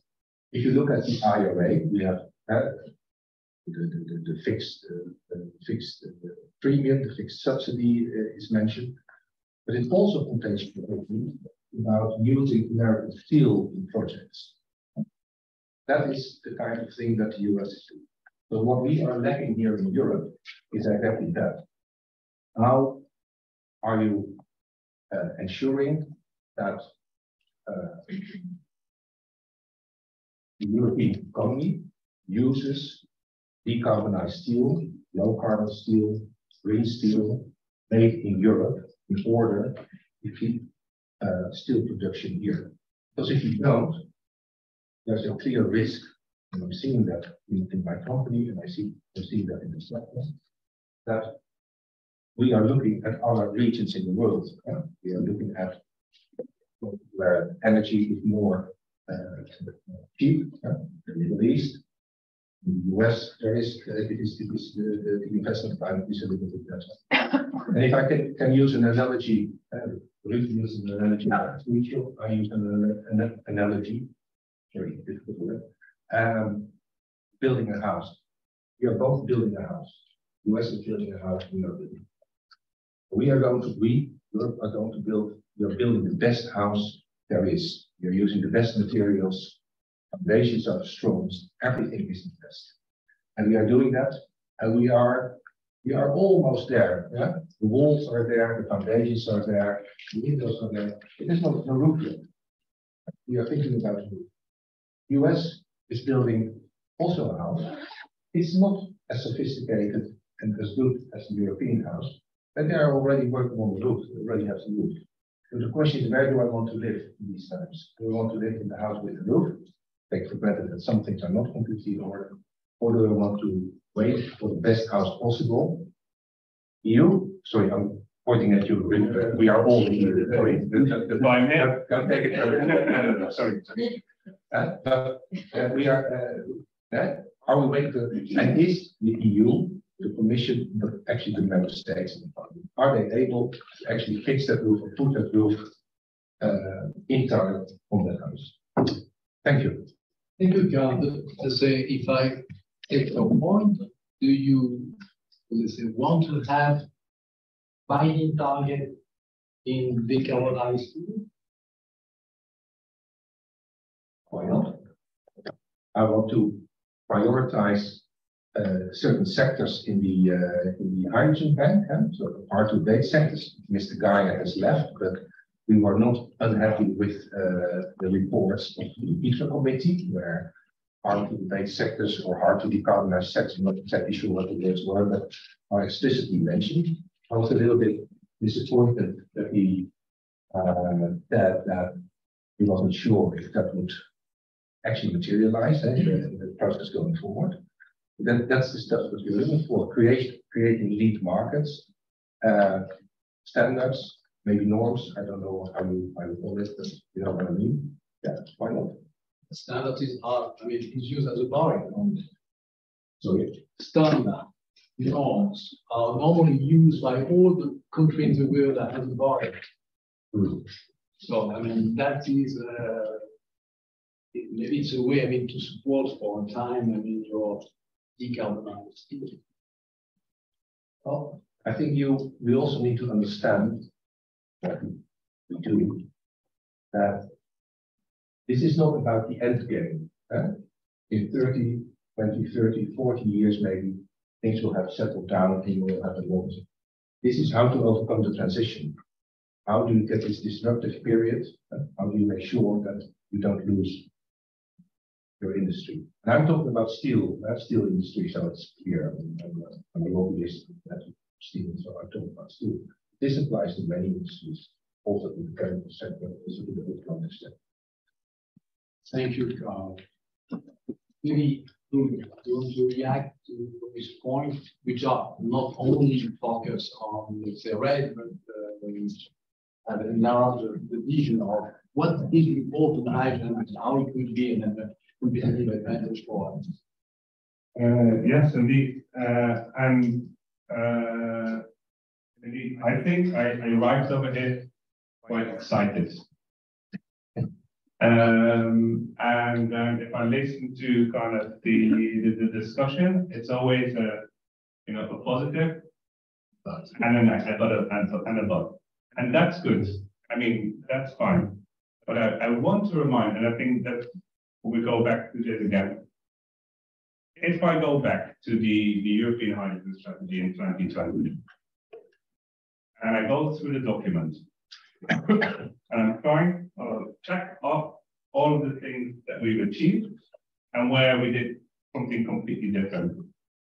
I would challenge everyone to see where actually the European vision that was created almost 3 years ago has gone a completely different direction, where it's created uncertainty, where it's created maybe misconceptions. I doubt it.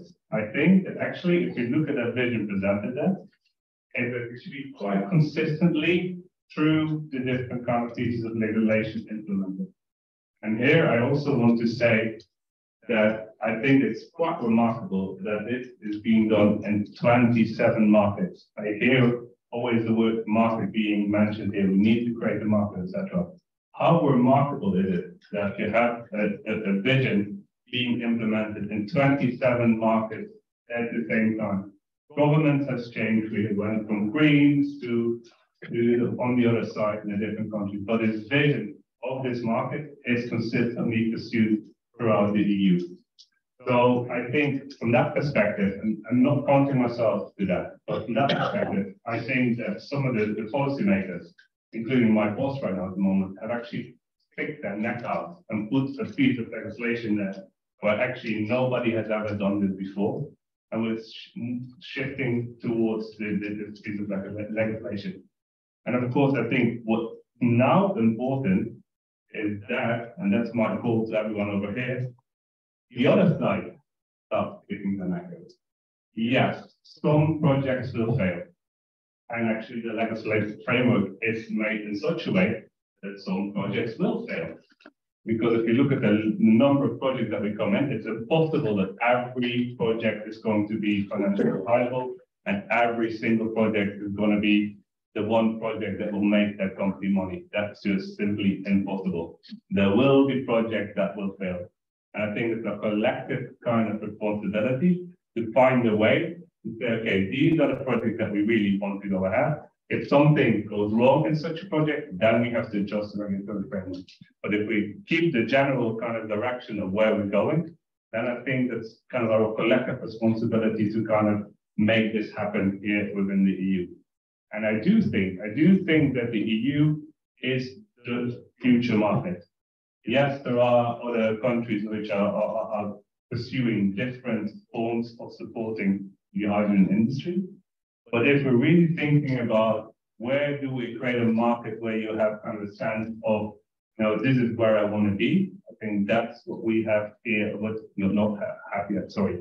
That's what we're creating here in the EU. So I just want to call, you know, upon everyone to continue kind of doing this work, because it's quite remarkable that we, at the end of the year, we have something like this in place. Now, we're not only having that roof coming there, but also actually a building that's not only stable, but also kind of really is kind of thought through from the beginning to the end. So that's continued. Okay, initial question. What do you think about the priority given by Parliament for the industry? So I think, again, if we go back, when did we do the European hydrogen strategy? We did it actually at the start of COVID. When we had a recession, when we were thinking, okay, we're going to have a next generation EU, which very few people talk about. But let's look at next generation EU. The 600 billion euros put on the table by the European Union, of which 40% goes to climate and energy. So let's talk about this market again. So what is 40% of 600? That's about 250 billion euros just for this sector as a whole, not just hydrogen, but this sector as a whole. Big pot of money put in place there. And one of the key requirements at that point in time is like, how can we make sure that we have policies in place that we can use that money to enable industries which have to make investment decisions this decade to make that happen. And I think indeed, like sectors like the steel sector, where you have plants which have been here for decades, that they are a priority because they will have to make those investment decisions, making sure that they're climate neutral in 2050. The same for our chemical plants. You know, I worked myself in a chemical plant, which was there in the 1900s, of course, been modernized. But these engines need to make investment decisions which will take 30 and 40 years. I think what we're creating here is the enabling framework to make those decisions now, such that, you know, in 2050, those industries will also be able to survive in this climate neutral economy that we want to create. Thank you, Ruud. Question? Yes, but a short one. Yes. I'm curious, EDF is basically owned by the French state, and in one of the recent offshore wind farms that it's building, it's ordered the monopiles from Indonesia. I can't believe that European industry is incapable of producing the steel and indeed making the monopiles itself. And I'm using that as an example to support the comments from Mr. van der Horst, that we don't seem to be supporting our own industries here. We don't seem to be buying European. And it's funny, actually, the Americans do.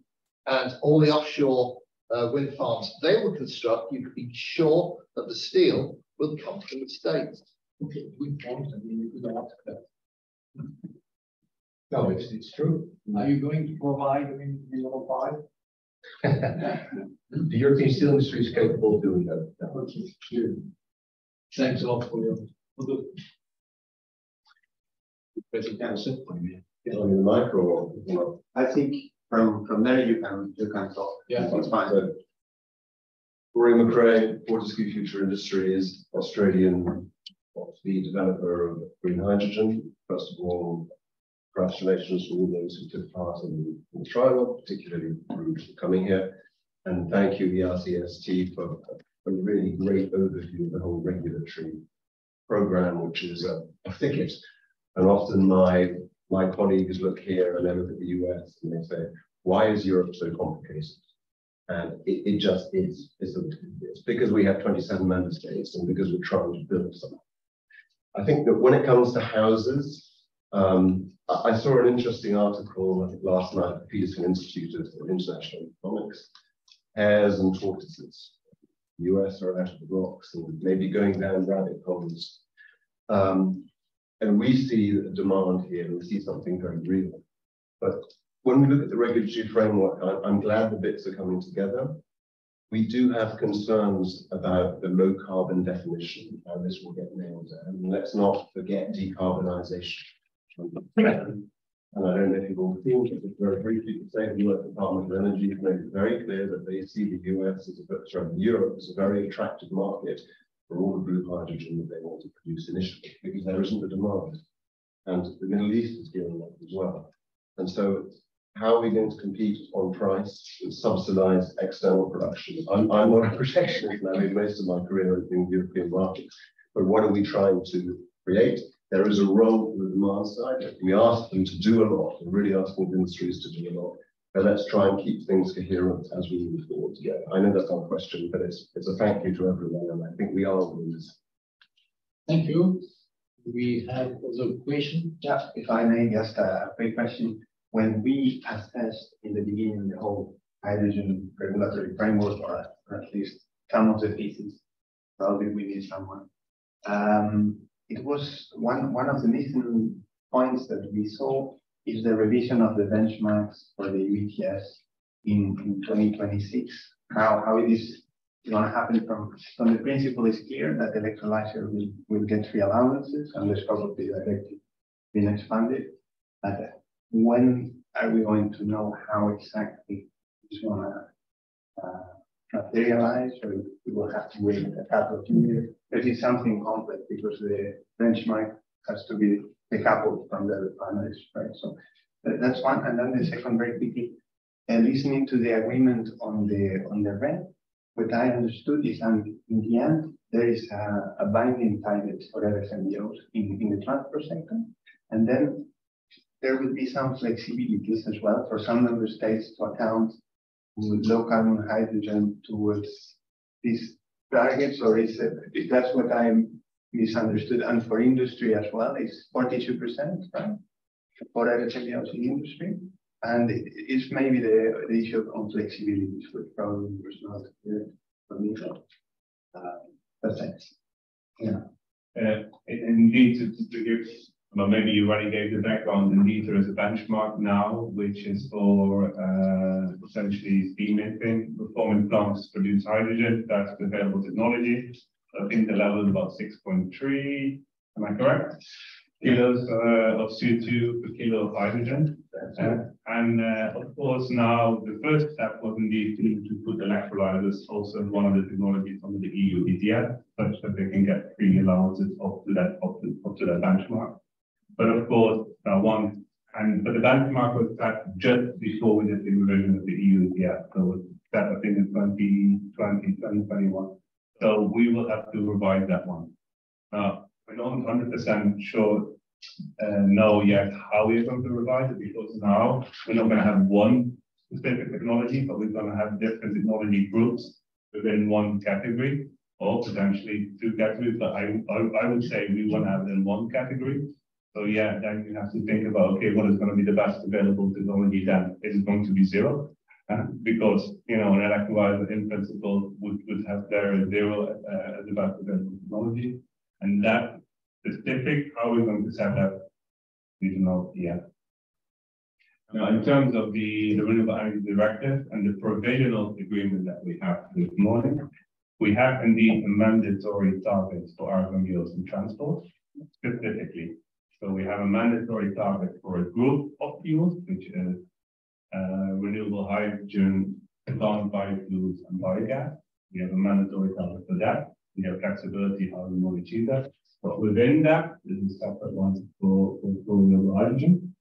And then the industry target was already agreed upon in the previous trilogue. So in general, the default is that you have about 42% of hydrogen consumption within your member state. But those member states that achieve that reduce the fossil hydrogen consumption in their country to a large extent, those don't need to meet 42%. They can have a lower threshold, which is about 35%, simply because they've used other ways to get rid of fossil hydrogen. So it's not that you count them towards renewable energy targets, it's simply that you reduce your targets for the renewable hydrogen for that particular country, because a lot of the fossil-based hydrogen has been replaced by other hydrogen-based technology. Thank you. I think that we have a hand, so maybe you want to. No, I think that the time was very fortuitous and quite clearly. I think, but Lisa, this was about a week, and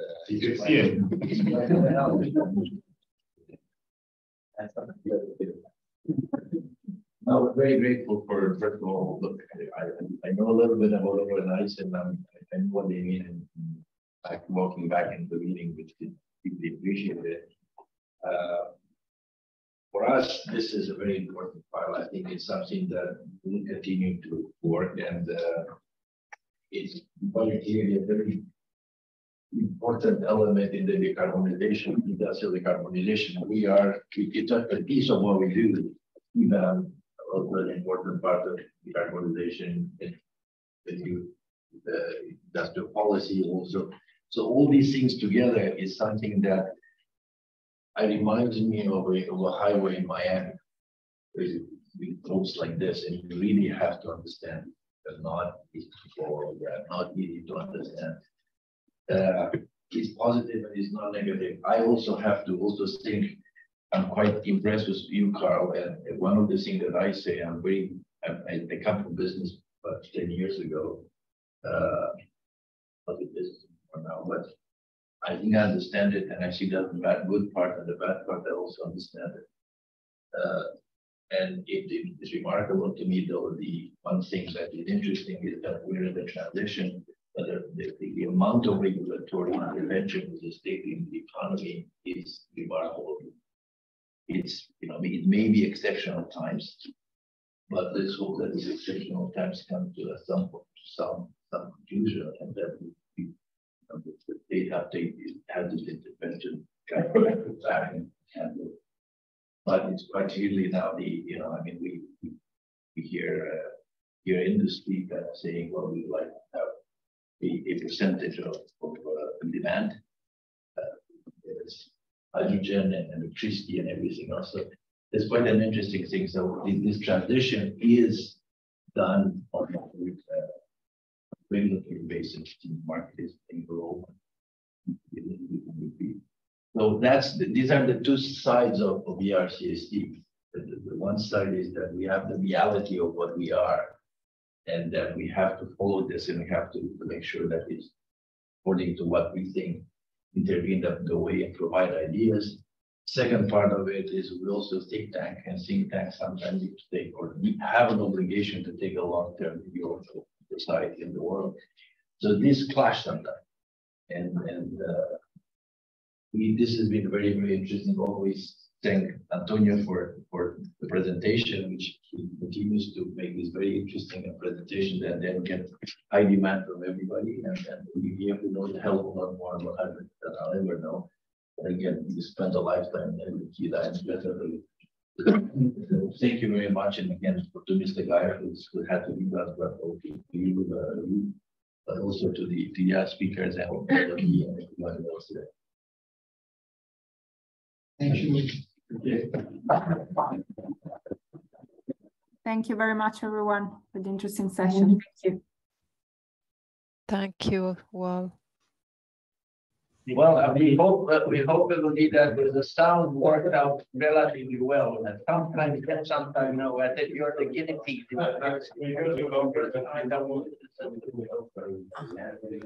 I missed some part, but there's still. Do better. Bye.